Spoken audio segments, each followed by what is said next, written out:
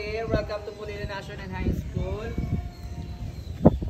For today's video, kami ay nangunguha ng anong ang tawag dito, Ma'am Jerilyn? Kamote tops. Talbos Kamote po tops. ng kamote. So, gagawin namin siyang anong tawag doon sa juice here? Gagawin po namin siyang grape juice bala-bala. Yun. Para mukha siyang grape sa mga bata. Pero ang totoo, ito yung kanilang iinumin. So, looking for sponsors. Pangmayaman.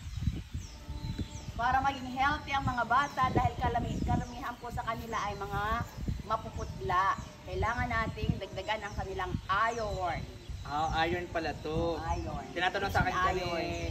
Sino pa nagtanong?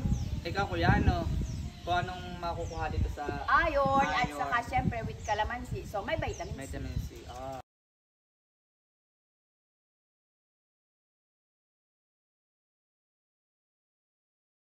Ang bata ayaw kumain ng talbos ng kamote. Kung ayaw nilang kainin, iinuman naman nila dahil ito yung gagawin nating juice.